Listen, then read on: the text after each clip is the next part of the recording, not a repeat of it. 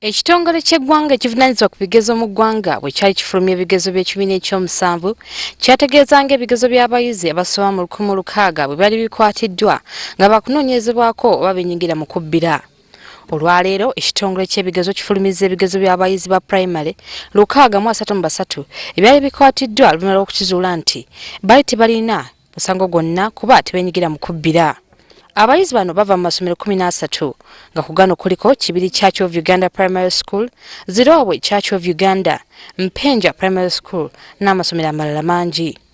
Kyokka abayizi 965 ebigezo byebisaziddwamu lw'ekitongole ky'ebigezo okukizuula atali kakonkona nti ddala benyigira mu kubbira ebigezo.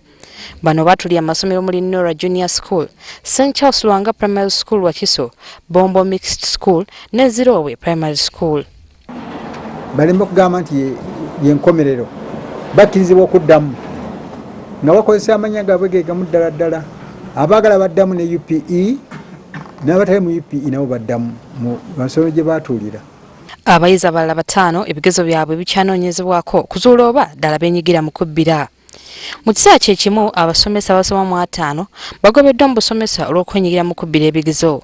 Twagala okubonerezaako kwabo abaaliwo nga abaana bakola ebibuuzo kubanga mu butuufu tuteekayo abantu abalabirira abaana bano nga babikola baleme kukkiriza abaana okubba bibuuzo bino oba kubalagirira. Kati Uneb eyagala abakulira okusasula abakozi ba gavumenti bandukule ku nkalala kubanga tebakyabamanyi nga n'endagaano zaabwe zisaziddwamu. Districts zonna ziri zokka zifugibwa ku districts era omukulu wa district yekaawo Chief Administrative Officer ye mukulu ddala kugaye gwe tuwandiikira okuteeka okubanga nti abaako kyakola ku bantu bano bwana nga twali kikoleddwa tuka 15 ate tujja kukiyingiramu tuyime oba ku Ministry of Education and Sports.